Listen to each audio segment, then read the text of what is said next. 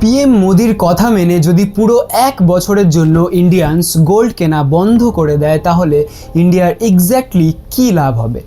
দেখো, আগে এটা বোঝা দরকার, যখন তুমি কোনো জুয়েলারের কাছ থেকে 10 গ্রাম গোল্ড চেন কেনো তখন তোমার টাকা প্রথমে জুয়েলারের কাছে যায়, জুয়েলার সেই টাকা হোলসেলার বা সাপ্লায়ারকে দেয়, সাপ্লায়ার ইম্পোর্টারের কাছে টাকা পাঠায়, আর ইম্পোর্টার বিদেশ থেকে গোল্ড ইম্পোর্ট করে। এই ইম্পোর্টের জন্য ইম্পোর্টারদের ডলার দরকার হয়, তারা আরবিআই এর মাধ্যমে ফরেন এক্সচেঞ্জ মার্কেট থেকে ডলার সংগ্রহ করে এবং সেই টাকা সুইজারল্যান্ড, ইউএই বা দুবাইয়ের সাপ্লায়ারদের কাছে পাঠায়।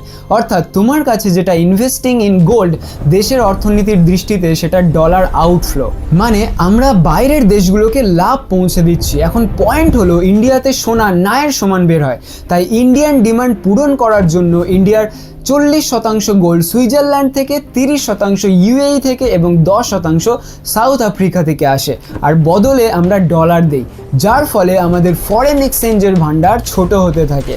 এই বছর আমরা 7 লক্ষ কোটির গোল্ড ইম্পোর্ট করেছি, মানে প্রায় 72 মিলিয়ন ডলারের, যেখানে গত বছর সেটা ছিল শুধু 58 বিলিয়ন ডলার, তার আগের বছর ছিল 45 বিলিয়ন ডলার, আর তারও আগের বছর ছিল মাত্র 35 বিলিয়ন ডলার।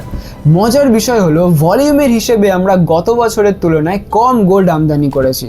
গত বছর 777 টন আর এবছর 721 টন, কিন্তু টাকা বেশি লেগেছে কারণ ইন্টারন্যাশনাল প্রাইস বেড়ে গেছে এবং আরও কিছু কারণ আছে। এখন প্রশ্ন, যদি সত্যিই পুরো দেশ 1 বছরের জন্য গোল্ড কেনা বন্ধ করে দেয় তাহলে কি লাভ হবে? সবচেয়ে বড় লাভ হবে ইন্ডিয়ার বিলিয়নস অফ ডলার্স বাইরে যাওয়া কমে যাবে, এতে ফরেক্স সেভিং হবে এবং কারেন্ট অ্যাকাউন্ট ডেফিসিটের উপর চাপ কিছুটা কমতে পারে। কিন্তু গল্পের আরেকটা দিকও আছে, ইন্ডিয়ার জুয়েলারি ইন্ডাস্ট্রির ওপর 1 কোটিরও বেশি মানুষের চাকরি নির্ভর করে। শুধু তাই নয়, জুয়েলারি সেক্টর দেশের ইকোনমিতেও বড় ভূমিকা রাখে। ম্যানুফ্যাকচারিং, রিটেল, এক্সপোর্টস, এমনকি ব্যাংকিং সেক্টরও এর সঙ্গে যুক্ত। তাই হঠাৎ করে যদি 1 বছরের জন্য গোল্ড কেনা পুরোপুরি বন্ধ হয়ে যায় তাহলে জুয়েলারি ইন্ডাস্ট্রি, এমপ্লয়মেন্ট এবং বিজনেসে বড় ধাক্কা লাগতে পারে।